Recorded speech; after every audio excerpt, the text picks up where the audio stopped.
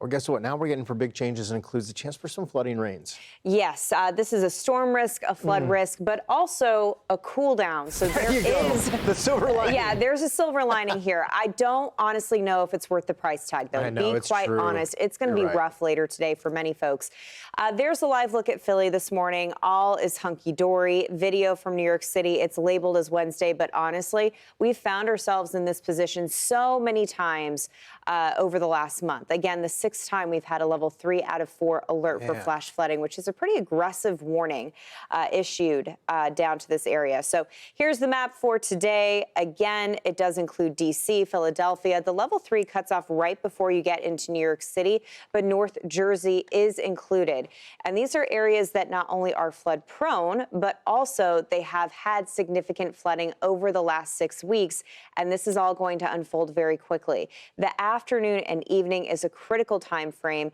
If you live in these areas, I would thoroughly implore you to not be out in your car after about 1:30, 2 o'clock in the afternoon. Because if you're going to be driving between Pennsylvania and New Jersey up towards Connecticut, all the way down into Maryland and parts of Virginia, at some point you're going to run into flooding. We're anticipating many areas to pick up 3 to 5 inches, but there will be isolated spots that pick up 6 to 8 inches of rain, with the majority of that falling in a 5 to 8 hour window. Folks, this is the real deal. It happens quickly, so know before you go. Get everything done early today. One of the troublesome parts of this, Craig, of course, is how much moisture is out there. Yeah. We had heat advisories yesterday. We all feel like we've been swimming through soup of an atmosphere, and it's going to unload. That is just it. I'll tell you what, you step out there and it's almost like you're in a wet sponge just waiting for a little bit of a tap to unleash all of that moisture. Throw in a front, and then we've got the perfect setup. Here's what we've got right now. You've got some heat, some humidity once you step out the door. Look at proportions of upstate New York, back in through the Ohio River Valley, especially into Indiana and northern Ohio. A lot of rain that's been coming through, and those rainfall rates were pretty intense for Chicago, now into northern Ohio River Valley. Today, the severe storm threat comes with a chance for some strong winds as well. It's a level 2 out of 5. It extends from eastern PA through New Jersey, back in through Virginia. But of course, some of these cells obviously picking up in portions of, say, Pennsylvania, right over the Allegheny, and then they move to the east as well. Wind threat could also be a concern. So power outages probably going to happen today. With how saturated the soil is, a wind gust of 20 to 30 miles per hour can bring down a tree. So if you have big old trees on your property, you might have to do a little looky-loo after the cold front rolls through.